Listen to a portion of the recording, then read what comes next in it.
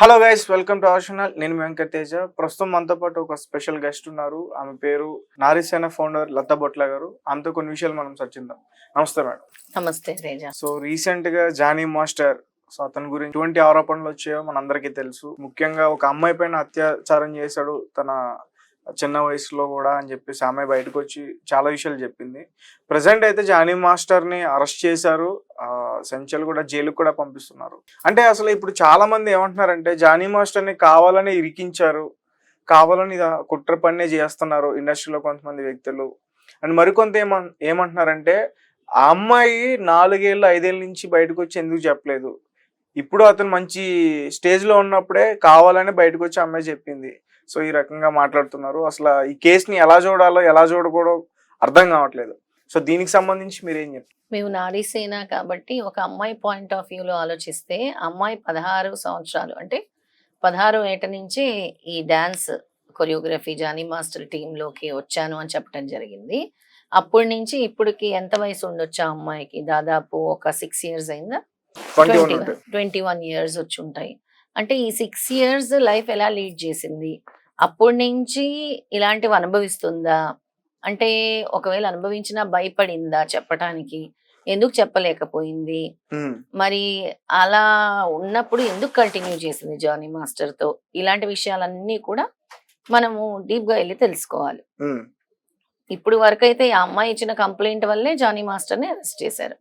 అంటే ఆ అమ్మాయి దగ్గర సాక్ష్యాధారాలు పూర్తిగా ఉండబట్టే పోలీసులు కూడా దాన్ని ఎంక్వైరీ చేసి ఇవి సరైన సాక్ష్యాధారాలు అని అనుకున్న తర్వాతే అరెస్ట్ చేస్తారు కదా. అంటే ఆ అమ్మాయి భయపడి ఉండొచ్చు. రీజన్ 1 అంటే నా కెరీర్ ఎక్కడైనా పోతుందేమో, నేను కష్టపడి వచ్చాను దీనిలోకి, అంటే నేను మళ్ళీ కెరీర్ లేకుండా అయిపోతానేమో అని ఒక భయం ఉండొచ్చు. లేదా ఆడపిల్లని కదా, నలుగురిలో నవ్వులు పాలు అయిపోతాను కదా అని ఒక భయం ఉండొచ్చు ఆ అమ్మాయికి. ఇప్పుడు అంటే మెచ్యూరిటీ పెరుగు ఉండొచ్చు ఆ అమ్మాయికి. 16 ఏటి నుంచి 21 సంవత్సరాలు వచ్చిన కొంచెం ధైర్యం వచ్చి ఉండొచ్చు ఆ అమ్మాయికి. నేను ఇంకా ఎన్నాళ్ళు భరించాలి ఇది, ఈ చెర నాకొద్దు అనుకునే స్టేజ్కి వచ్చేసి ఉండొచ్చు ఆ అమ్మాయి. ఇప్పుడు ఇన్ని సంవత్సరాలు నేను భరించాను, ఒక 4-5 సంవత్సరాలు నేను భరించాను, ఇంకా నాకొద్దు ఈ స్టేజ్, నేను నిర్భయంగా ఇది చెప్పాలనుకుంటున్నాను, నేను నా ఆత్మని నేను అంటే ఇలా మోసం చేయలేను అంతరాత్మని అని ఒక ఉద్దేశంతో ఆ అమ్మాయి బయటకు రావడం జరుగుండొచ్చు. లేదా ఏదైనా మళ్ళీ జానీ మాస్టర్ తో ఏదైనా ఇలాంటి ప్రాబ్లం వచ్చి ఉండొచ్చు ఈ మధ్య కాలంలో, దాన్ని భరించలేక ఆ అమ్మాయి బయటకు వచ్చి ఇలా చేసి ఉండొచ్చు అని అనుకుంటున్నాను తేజ. అంటే నేనేమనుకుంటున్నానంటే ఒకవేళ జానీ మాస్టర్ కి ఇండస్ట్రీలో మంచి పేరు రాకపోయింటే అమ్మాయి చెప్తుందో చెప్పదా? నేనైతే ఖచ్చితంగా చెప్తానే అంట. ఎందుకంటే ఇప్పుడు ఆయన చాలా మంచి కొరియోగ్రాఫర్ కాబట్టి ఇండియాలోనే నెంబర్ 1 కొరియోగ్రాఫర్. దాన్ని professional wise is very good. Professional లో ఆయన సూపర్ సక్సెస్. We agree. ఆయన హార్డ్ వర్క్, కమిట్మెంట్, అది ప్రొఫెషనల్ గా ఈజ్ సక్సెస్ఫుల్. కానీ పర్సనల్ గా he might not be successful కదా. ప్రొఫెషనల్ గా అందరు సక్సెస్ అయిన వాళ్ళు పర్సనల్ గా సక్సెస్ అవుతారని గ్యారంటీ ఉందా? లేదు కదా. నువ్వు చెప్తుంది ప్రొఫెషనల్ కోణంలో. ప్రతి మనిషిలో ప్రొఫెషనల్ అంటే ఇప్పుడు అందరూ వెళ్తారు, ఉద్యోగానికి వెళ్ళొస్తారు, అదొక ప్రపంచం. ఫ్యామిలీ లైఫ్ ఇంకో ప్రపంచం కదా. మనతో ఉండే వర్కర్స్ ఇంకో ప్రపంచం. చెప్తున్నాను నేను, profession is different, personal life is different. అంటే ప్రొఫెషనల్ గా ఆయన కమిట్మెంట్ తో ఉండొచ్చు, కానీ ప్రొఫెషనల్ తర్వాత ఇంకో షేడ్ ఇది అయ్యి ఉండొచ్చు కదా. ఓకే, కానీ ఇండస్ట్రీలో కూడా చాలా ఇలాంటివి సర్వసాధారణం. నిజంగానే కలుస్తారు. కేవలం ఈ మాస్టర్లే కాదు, ప్రొడ్యూసర్లు ఉంటారు, డైరెక్టర్లు ఉంటారు, కొంతమంది యాక్ట్రెసెస్ కి ఇష్టం ఉంటే నిజంగానే కలుస్తారు. ఇటువంటివన్నీ కూడా సర్వసాధారణం అని చెప్పేసి నేను కొన్ని వీడియోస్ కింద కామెంట్స్ చూసాను మేడం. అంటే అవన్నీ కూడా నమ్మొచ్చా, నమ్మకూడదా? ఎలాంటి కామెంట్స్ చూసాను? ఇండస్ట్రీ అంటే ఒకరిపై ఒకరికి ఇష్టం ఉంటే కలుస్తారు, కామన్. అది ప్యూర్లీ వాళ్ళ పర్సనల్ మ్యాటర్. ఇప్పుడు ఇండస్ట్రీలో ఎవరెవరికి ఇష్టం ఉందో మనకు తెలియని విషయం. ఈ విషయానికి వచ్చేసరికి ఒకప్పుడు ఆమె ఇష్టంగానే కలిసింది, ఇప్పుడు కావాలనే చేస్తుంది అని చెప్పేసి అంటున్నారు. ఇష్టంగానే కలిసింది అని ఎవరు చూసారు? ఇప్పుడు దాన్ని మనం ఏమి సపోర్ట్ చేయట్లేదు, వ్యతిరేకించట్లేదు.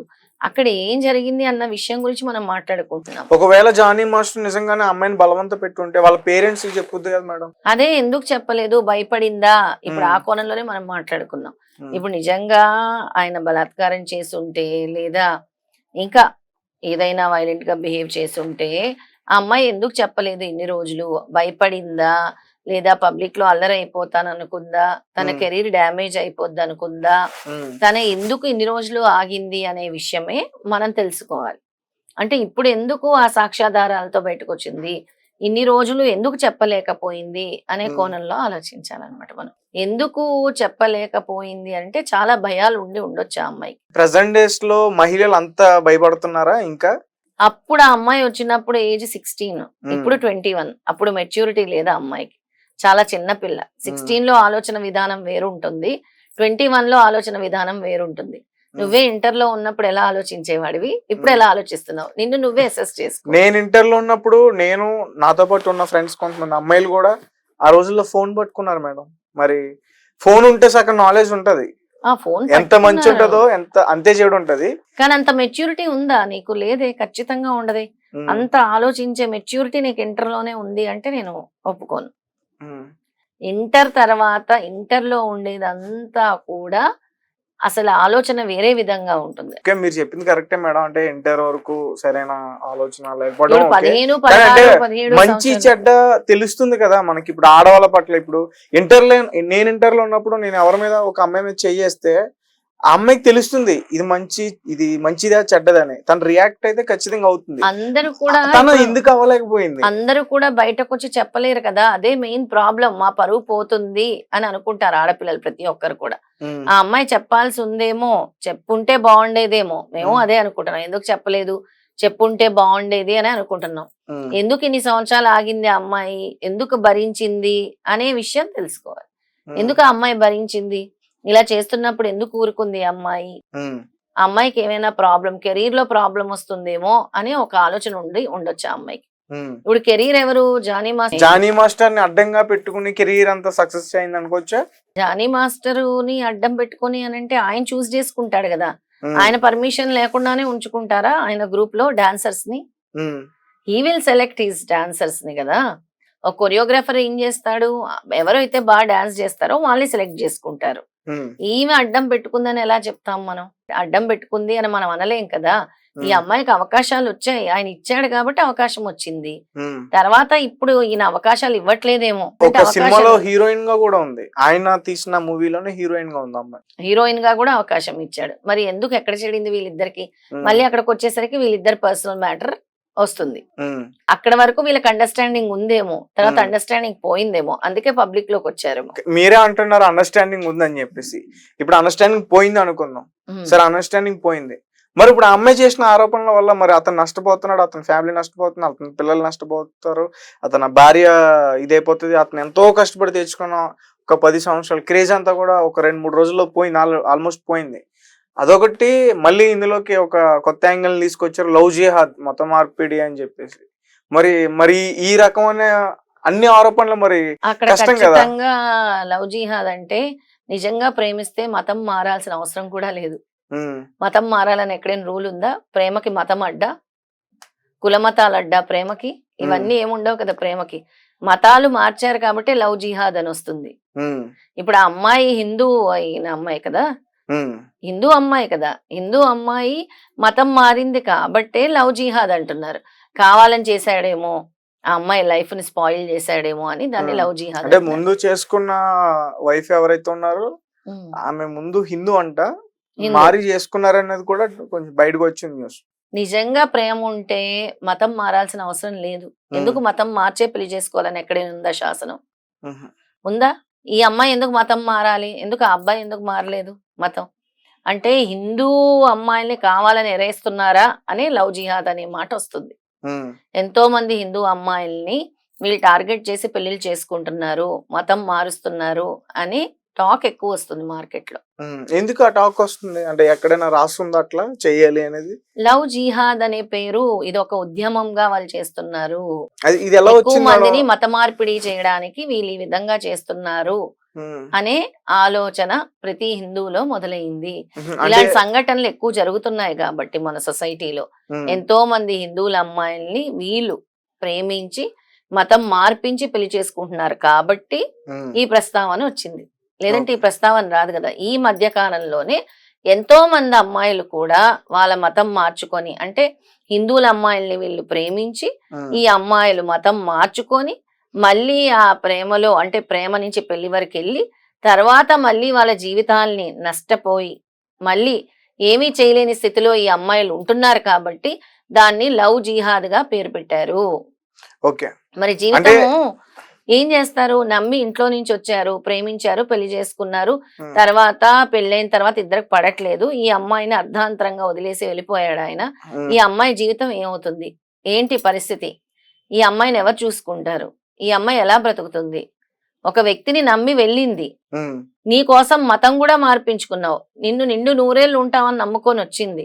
కానీ నువ్వు దాన్నే టార్గెట్ చేసి ఆ అమ్మాయిని వాడుకునే వరకే నువ్వు ఉపయోగించుకొని అక్కడ మతం మార్పించుకొని చేసుకొని వదిలేసిన తర్వాత మరి దీన్ని ఏమంటారు? లవ్ జిహాద్ అనకుండా. అందుకే మన హిందువులందరూ కూడా దీన్ని లవ్ జిహాద్ అని అంటున్నారు. ఒకవేళ దీన్ని ఒక క్రిస్టియన్ మత చేసుకుంటే మార్పిడి లవ్ అని జీసస్ అంటున్నారు. ఏదైనా కూడా ఒకవేళ ఇదే పని క్రిస్టియన్స్ అయితే దాన్ని ఏమంటారు మేడం? ఏదైనా పెట్టొచ్చు. ఇప్పుడు ఉమ్, లవ్ జిహాద్ అని పెట్టారు. ఇది ఉమ్. ఏదైనా పెట్టొచ్చు. అంటే ఇక్కడ బలైపోతుంది ఎక్కువ హిందువుల అమ్మాయిలు అని మన వాళ్ళ అభిప్రాయం. ఓకే. అంటే ఇక్కడ దీని గురించి డిస్కషన్ వచ్చింది కాబట్టి ఇంకో క్వశ్చన్ అడుగుతాను మేడం. అంటే నేను విన్నా, అంటే బైబిల్లో ఇట్లా మతం మార్చాలి అనేది ఏదో రాసుందంట. మరి అంటే ఈ ఖురాన్ లో కూడా ఎట్లా అయినా రాసుందా మతం మార్చాలి అనేది అని ఉందా?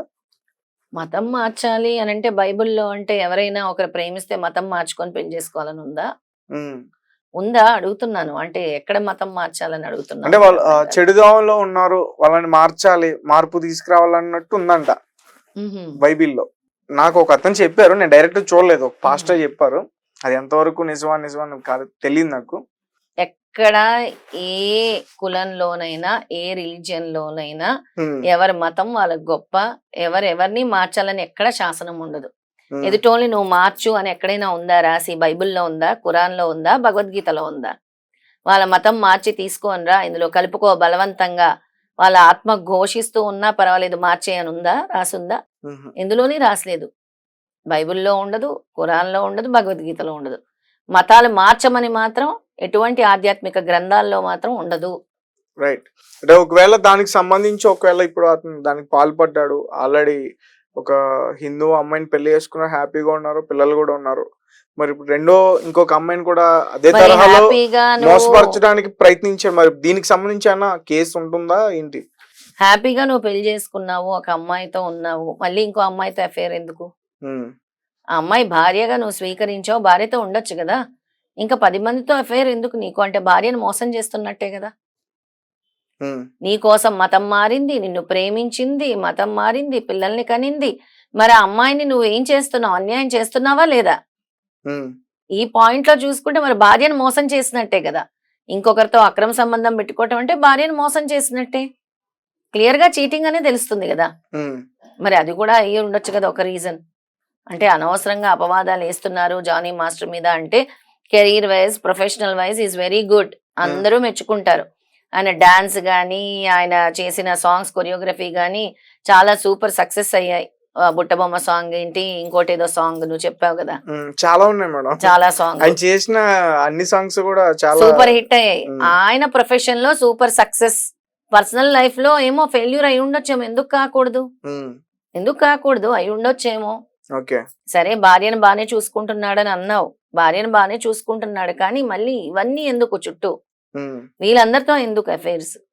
అలాగే ఉండొచ్చు కదా. ఓకే. అయితే అంటే 4-5 సంవత్సరాల నుంచి అమ్మాయి చెప్పకుండా ఉన్నదానికి రీజన్ ఏంటంటే భయపడ్డం. భయపడ్డం అవ్వచ్చు, కెరీర్ అవ్వచ్చు. నేనేం చెప్తున్నాను, ఉమ్, కెరీర్ అవ్వచ్చు. ఈ అమ్మాయికి ఉండే కెరీర్ పోతుందేమో అని ఒక భయం ఉండొచ్చు అని చెప్తున్నాను. ఆ కెరీర్ అమ్మాయి కోసం ఇన్ని రోజులు ఉండిపోయింది, ఇన్ని రోజులు గడిపేసిందా అమ్మాయి? అది పర్సనల్ గా వెళ్ళి తెలుసుకోవాలి. ఉమ్, కెరీర్ కోసం ఇన్ని రోజులు గడిపేసిందా అని అంటే ఎందుకు గడిపిందో మరి ఉమ్, జానీ మాస్టర్ కి ఆ అమ్మాయికి తెలవాలి. నువ్వు నన్ను అడగకూడదు ఆ ప్రశ్న. అంటే ఇప్పుడు అడుగుతున్నా, అక్కడ ఉన్నది అమ్మాయి కాబట్టి ఆ అడుగుతున్నా మేడం. ప్రశ్న ఉమ్, వాళ్ళిద్దరి మధ్య ఎందుకు ఇన్ని సంవత్సరాలు సాగింది, ఇప్పుడు ఎందుకు సాగలేదు అనేది వాళ్ళ పర్సనల్. అది ఉమ్, నువ్వు అడిగిన కోణంలో, అమ్మాయి కోణంలో అడిగావు కాబట్టి ఆ అమ్మాయి ఎందుకు ఇన్ని సంవత్సరాల నుంచి చెప్పలేదు అని అంటే ఉమ్, ఆ అమ్మాయి కెరీర్ గురించి అయి ఉండొచ్చు, ఆ అమ్మాయి సొసైటీలో పరుగు పోతుందని ఒక భయం అయి ఉండొచ్చు, లేదా ఆ అమ్మాయిని బెదిరించి ఉండొచ్చు అనే రీజన్స్ వరకే మనం చెప్పగలం. ఆ అమ్మాయికి ఆయనకి ఎలా అండర్స్టాండింగ్ ఉంది, వాళ్ళ కెరీర్ లో ఎలా ముందుకెళ్లారు, ఇవన్నీ పర్సనల్ గా ఇంట్రాగేషన్ చేసిన పోలీసులకు మాత్రమే తెలుస్తుంది. ఎందుకంటే ఆ అమ్మాయి దగ్గర ఉండే ప్రూఫ్స్ పోలీసులు చూసి ఆయనకి శిక్ష విధించారు కాబట్టి. ప్రెసెంట్ అయితే అతనికి 14 రోజులు రిమాండ్ కి అయితే తరలించారు. ఎందుకు ఇచ్చారు 14 సెంచల్ రోజులు కూడా రిమాండ్? చెంచల్ కూడా రిమాండ్ కి తరలించాల్సిన ఇది ఎందుకు వచ్చింది? సాక్ష్యాధారాలు చూసే కదా, ఆ అమ్మాయి ఇచ్చిన ప్రూఫ్స్ అన్ని చూసి సాక్ష్యాధారాలు చూసే కదా. ఇది ఇరికించడానికి ఇరికించకపోవటానికి ఒక న్యాయస్థానం ఉంది, న్యాయ వ్యవస్థ ఉంది, పోలీసులు ఉన్నారు. ఇరికించాలంటే ఎవరినైనా ఇరికించాలంటే ఈజీగా ఇరికించేసి ఏదో సెల్ ఫోన్ లో తీసేసి బంధించేస్తే ఇరుక్కుపోతారా? విచారణ అయితే జరుగుతుంది కదా. పోలీసులు చెప్పినా కూడా న్యాయస్థానం ఒప్పుకోదు, పోలీసుల మాట అస్సలు వినదు న్యాయస్థానం. కాదు మేడం, అసలు జానీ మాస్టర్ నే ఆ అమ్మాయి అతను మంచి కొరియోగ్రాఫర్ అని తన వల్ల చేసుకుంది అనుకోవచ్చుగా. ఇప్పుడు జానీ మాస్టర్ ని సపోర్ట్ చేస్తున్నావా? నేను అడుగుతున్నా. అంటే ఇప్పుడు జానీ మాస్టర్ అంటే అన్ని కోణాల్లోని అన్ని కోణాల్లోని నీ మాట్లాడే మాటలన్నీ కూడా జానీ మాస్టర్ ని సపోర్ట్ చేస్తున్నట్టే ఉంది. నేను ఎందుకు సపోర్ట్ చేస్తాను మేడం?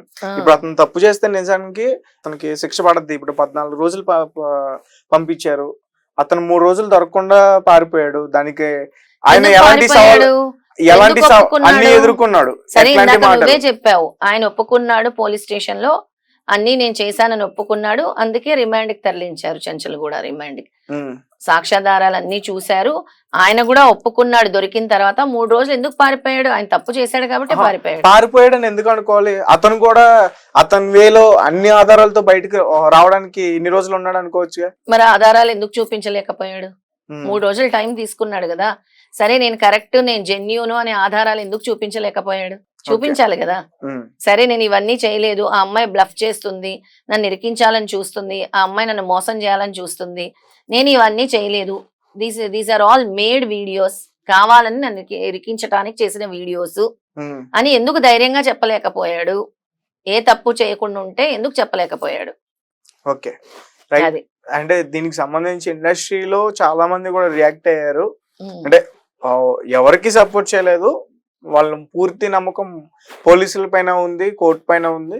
నేను కూడా అదే చెప్తున్నాను, పోలీసులు ఏ ఆధారాలు లేకుండా అరెస్ట్ చేయరు, న్యాయస్థానం కూడా ఏ శిక్ష గుడ్డిగా విధించదు.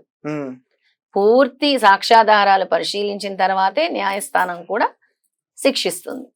అంతే కదా, మన న్యాయ వ్యవస్థ ఉంది తేల్చడానికి, అది నిజమేదో అబద్ధమేదో తేల్చడానికి న్యాయ వ్యవస్థ ఉంది. సాక్ష్యాధారాలన్నీ కనిపెట్టడానికి రాబట్టడానికి పోలీస్ అధికారులు ఉన్నారు. వాళ్ళు పూర్తి వివరాలు సేకరించిన తర్వాత అరెస్ట్ చేశారు. నిజానిజాలు ప్రూవ్ చేసుకోవాల్సిన బాధ్యత జానీ మాస్టర్ మీద ఉంది.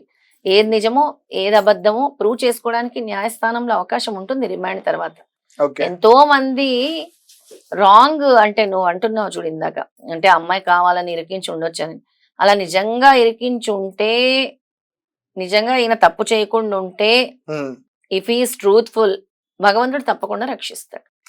లేదు ఇక్కడ అన్యాయం చేసి బ్లఫ్ చేసి ఉంటే కర్మ అనేది ఎవరిని వదలదు.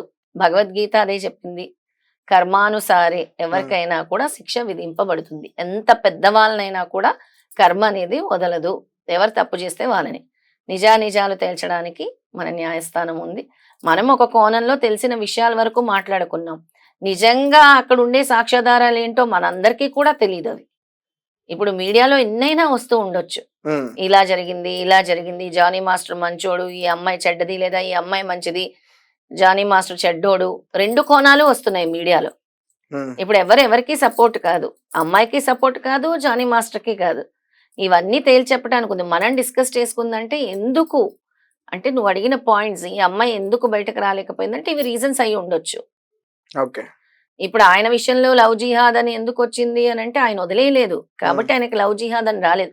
లవ్ జిహాద్ అని ఎందుకు వచ్చింది అని నువ్వు అడిగావు కాబట్టి చెప్పాను. ఎంతో మంది అమ్మాయిలు ఇలా మోసపోతున్నారు కాబట్టి, దిక్కుతోచని పరిస్థితి వాళ్ళకి ఏర్పడింది కాబట్టి దాని పేరు లవ్ జిహాద్ అని పెట్టారు. ఈ జానీ మాస్టర్ వాళ్ళ భార్య పిల్లలతో చక్కగా జానీ మాస్టర్ చూసుకుంటున్నాడు, దీన్ని మనం లవ్ జిహాద్ అని అనట్లేదు. కానీ ఈ అమ్మాయిని మోసం చేయకూడదు అనే మాట మాత్రం మనం అంటున్నాం.